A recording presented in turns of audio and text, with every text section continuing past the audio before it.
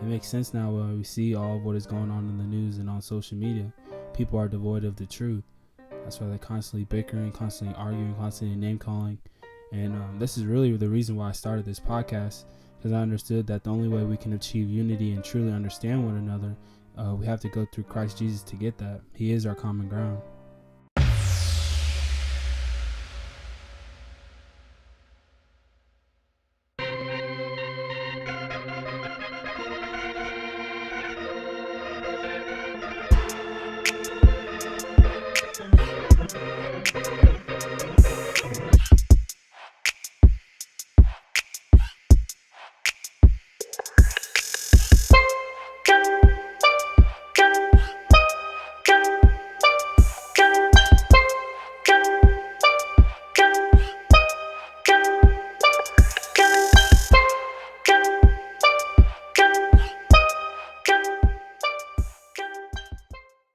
Hello everyone, and welcome back to another episode of Finding Common Ground, where we talk about various issues and topics going on in society from a biblical perspective, allowing the Word of God to be our common ground. The title of this episode is Wolves in Sheep's Clothing. So it's no secret, if you turn on the news, if you go on social media, you know that the times we're living in right now are very polarizing.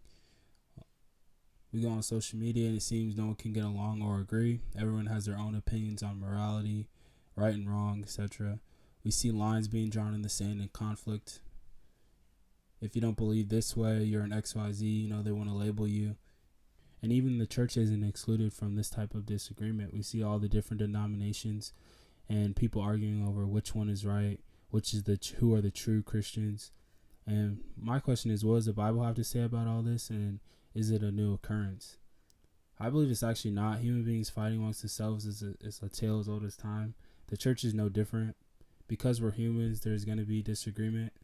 During my wiki study, I was actually reading 1st and 2nd Timothy, because 1 Timothy is a young minister, and that's what I'm studying to be. And also in this book, Paul is instructing Timothy on how to minister and behave himself. And one of the recurring things that kept coming up was, and actually this is what led me to this week's episode topic, was how to deal with false teachings and false gospels and the so-called knowledge of this world.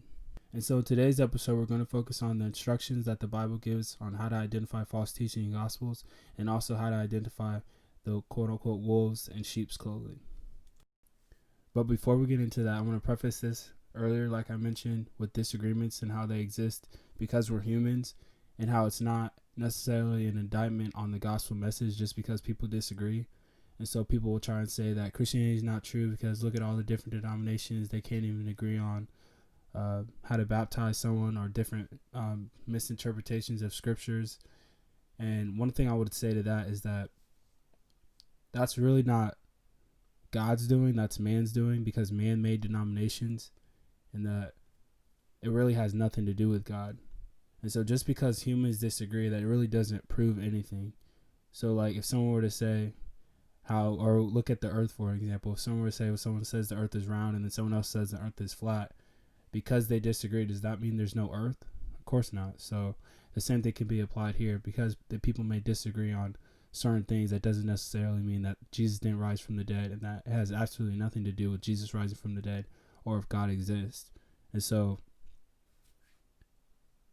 how do we know what is right and is of God? Well, the Bible tells us in 1 Timothy chapter 2, verse 15, it says, "Study to show thyself approved, our workman needeth not be ashamed, rightly dividing the word of truth."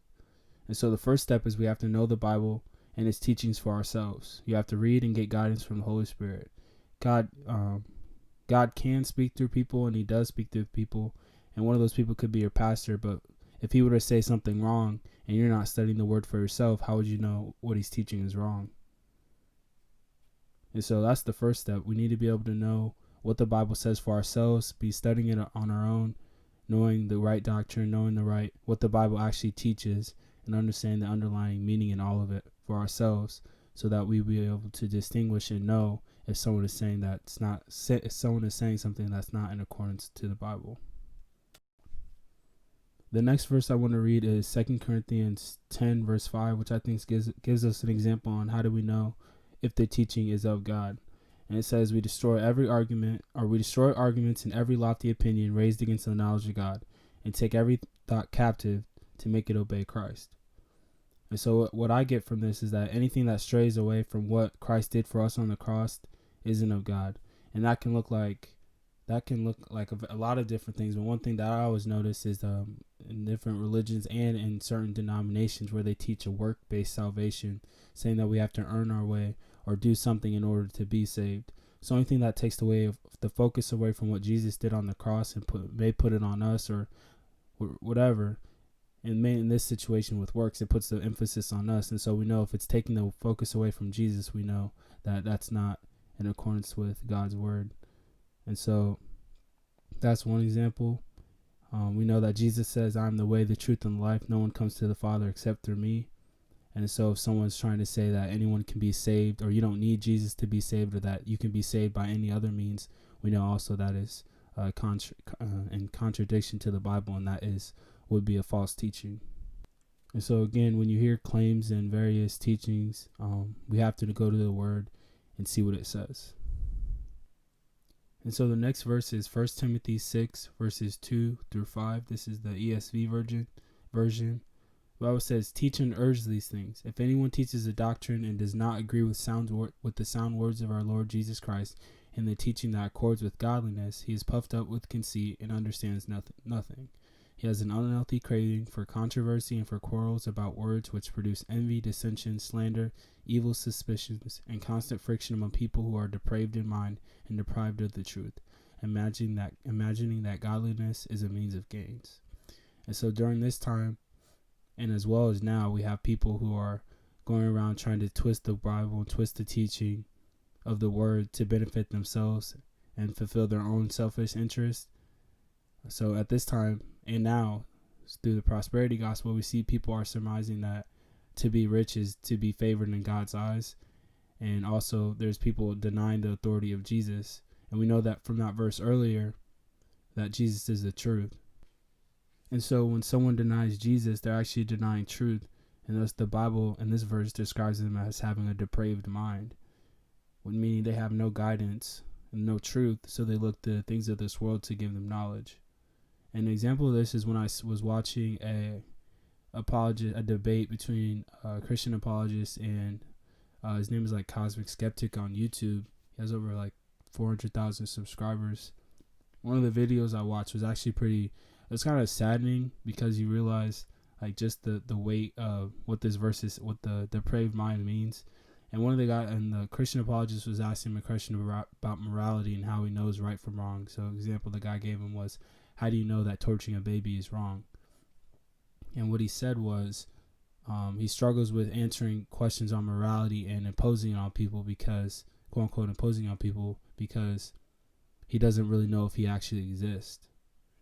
And so when the Bible talks about depraved mind, it's even more evident when we see that when people are denying Jesus, they're reduced to believing or asking such nonsensical questions. Like the guy's questioning on whether he even exists. Like how, if you think about it cognitively, if you don't exist, how do you know to ask yourself if you exist? And so right there is just pretty self-evident as to why when people deny Jesus, they're denying the truth. And in denying the truth, they're denying themselves the ability to have wisdom and understand reality and what's really going on. Personally, I believe this is why we have so much dissension in the world now. People are devoid of the truth. And when you don't have truth as your commonality, you won't agree on anything. And that's why the Bible says it produces envy, dissension, slander, evil suspicions, and constant friction among people. It makes sense now when we see all of what is going on in the news and on social media. People are devoid of the truth. That's why they're constantly bickering, constantly arguing, constantly name-calling. And this is really the reason why I started this podcast, because I understood that the only way we can achieve unity and truly understand one another, we have to go through Christ Jesus to get that. He is our common ground. But going back to the verses, in Matthew 7, Jesus gives us another way to recognize a false teacher. He says, "Beware of false prophets who come to you in sheep's clothing, but inwardly are ravenous wolves. You will recognize them by their fruits. Are grapes gathered from thorn bushes or figs from thistles? So every healthy tree bears good fruit, but the diseased trees bear bad fruit. A healthy tree cannot bear bad fruit, nor can a diseased tree bear good fruit. Every tree that does not bear good fruit is cut down and thrown into the fire, and thus you will recognize them by their fruits." That was Matthew 7, verses 15 through 20. So Jesus is telling us here that we will know false prophets and people like that by their fruits. Galatians 5:19 through 23 gives us another more in-depth look at it, is examining on the works of the flesh and fruit of the Spirit.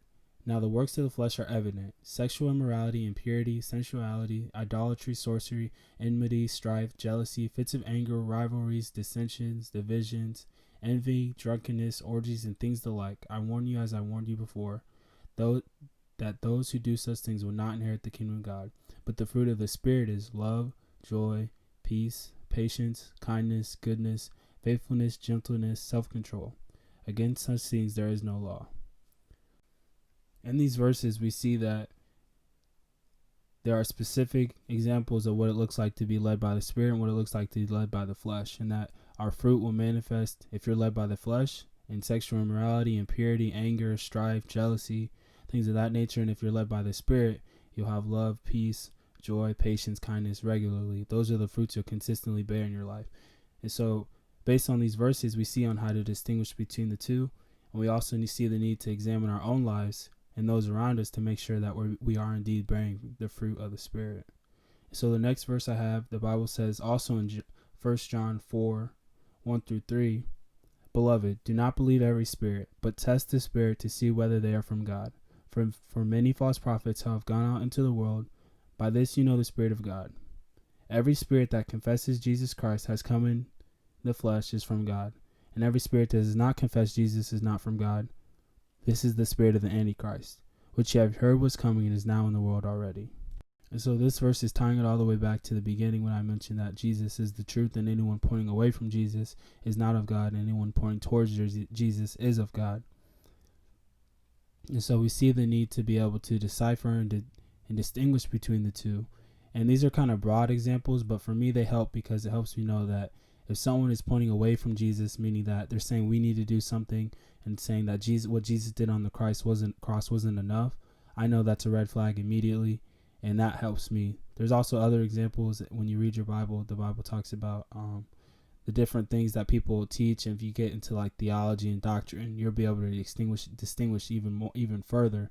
But the essence is that if someone is bringing a gospel or bringing something or quote-unquote revelation, this goes with revelations as well. If someone's bringing a revelation saying God told them this and it contradicts the Bible and it takes away from who Jesus is or what he did on the cross, immediately we know that is not of God and that is a false teaching.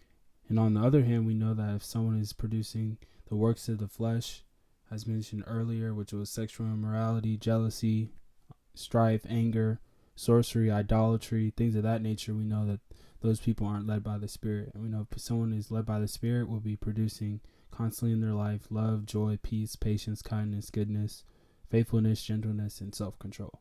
And so those are the ways we can distinguish between someone who is of God and someone who is not of God, along with the other things mentioned in this podcast. And so to recap everything, in this episode, I want to objectively look at how to know what is of God and what is not of God. And this is why I listed the fruits of the Spirit and the works of the flesh, so we know how to identify people and what a person of God looks like and what a person led by the flesh looks like. And so I also want to talk about the measure of grace we need to extend people, because obviously we're not God, and so we don't know people's hearts. And we know that also that if we know someone living a life of sin, or we see someone living a life of sin, we know that we are where we are because of the grace God extended us, so we need to extend that same grace to other people. So we need to be able to identify people who are of God and who are not of God. But when we identify someone who is not of God, it's not to condemn them, but we need to help them. So that looks like being loving, and that looks like being patient with people. And on that note, I'm going to pray, and that's going to be it for today's episode. Heavenly Father, I thank you for this opportunity to speak your word, Father. I want to pray for everyone on the sound of my voice that they will have discernment, Father. I pray that they will study to know the word for themselves. I pray that they won't be swayed by the false teachings of the wolves in sheep's clothing. I thank you that you know who are yours and that they will be safe in your hands. In Jesus' name I pray.